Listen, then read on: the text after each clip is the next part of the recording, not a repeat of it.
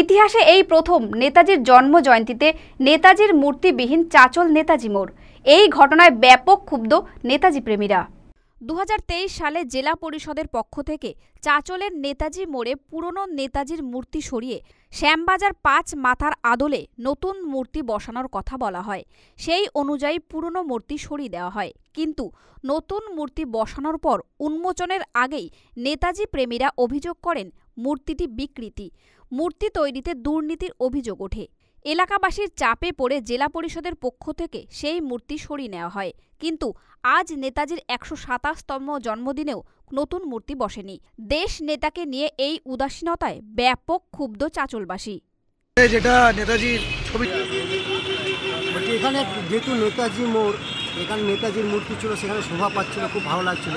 আজকে নাই মনে হচ্ছে কেমন একটা বেমানান ভাব। এখানে একটা মানে নেতাজির মূর্তি থাকা মানুষের মধ্যে শ্রদ্ধা জাগ্রত হওয়া, নেতাজির মূর্তির সামনে থাকা মানে কি তার দেশের প্রতি একটা ভালোবাসা উদ্বেগ হওয়া, সেটা যেন একটা ম্লান হয়ে যাচ্ছে।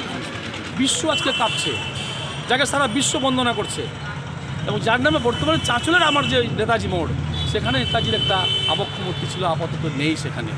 এটা খুব আমাদের দুর্ভাগ্য। চাঁচলবাসী হিসাবে আমরা চাইবো যে প্রশাসন এবং যারা এর দায়িত্বে আছে খুব সত্বর যেন এখানে একটা নেতাজির প্রকৃত আবক্ষ মূর্তি স্থাপন করা হয়।